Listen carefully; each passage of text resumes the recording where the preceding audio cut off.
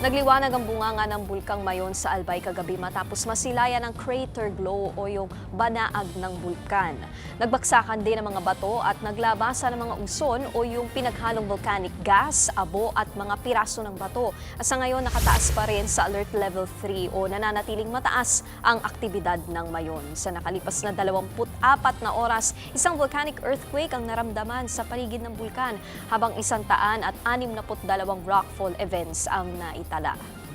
At para nga sa iba pang detalye sa pag-aalboroto ng Bulkang Mayon, makakausap natin ang direktor ng PHIVOLCS na si Dr. Teresito Bacolcol. Magandang umaga po, Director. Welcome sa Frontline Express. Yes, ma'am. Magandang umaga rin po sa inyo. Yun. So, sir, yung nakita po nating liwanag dun sa bunganga ng bulkan kagabi, hindi po pala siya lava flow. Pwede po bang pakipaliwanag sa amin? Ano po ba ito?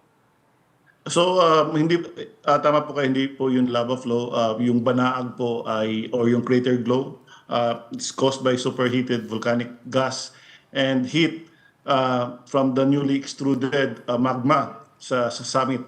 At dito pinapakita na yung crater area is very hot and being actively supplied by magma.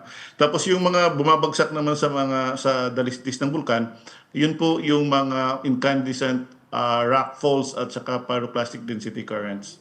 So hindi po yung lava flow. Masasabi lang natin yung lava flow yun kung there is a continuous and sustained outpouring of molten lava from the crater papunta sa dalisdis. And usually makikita natin to may flow front and may channelized path, pero hindi po natin to nakikita kagabi. And basically, yun lang po yung mga rock falls na incandescent, masyadong maiinit. Kaya sa gabi, para siyang nag-glow, but kapag sa umaga, normal lang po yun. Na parang may itim lang ng mga bato. Okay, sir. So that being said, ano pong inaasahan natin sa aktibidad ng bulkan ngayong araw, sa mga susunod na oras, susunod na araw? We would expect yung pyroclastic density currents to continue. Magkakaroon pa ng maraming rockfall events kasi there is a continuous supply of magma dun sa lava dome, and habang lumalaki yung lava dome natin, nagko-collapse, kaya this will produce more rockfall events and PDCs or pyroclastic density currents.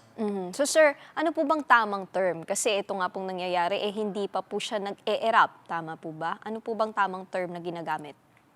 No, it's already erupting.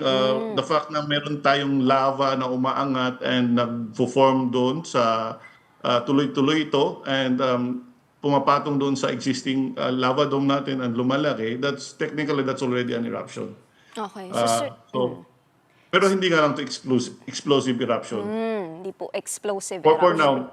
now. Okay. Sir, ano po bang mga senyales na binabantayan ng PHIVOLCS na maaring magpahiwatig na ayun na nga, posible na nga pong yun, yung pagputok ng mismong bulkan? Or ano pong hinihintay natin for Alert Level 4? Okay, so hinihintay natin yung biglaang pagtaas o di kaya naman ay pagbagsak ng sulfur dioxide.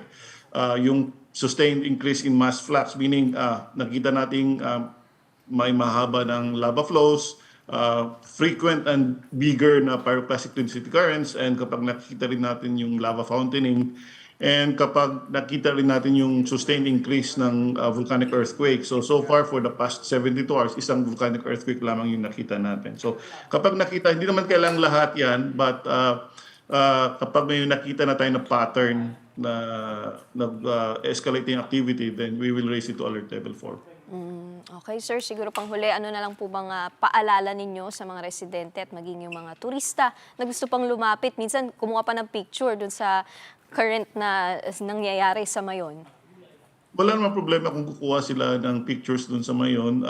Basta they'll do it from beyond the 6-kilometer permanent danger zone. May mga vantage points naman sa Albay kung saan pwede silang kumuha without going inside dun sa PDC or permanent danger zone. Okay, maraming salamat po sa inyong oras, Dr. Teresito Bacolcol, Director ng PHIVOLCS. Mga kapatid, Nikki de Guzman po. Para sa pasada ng mga rumaratsyadang balita, mag-follow at mag-subscribe na sa social media pages ng News 5.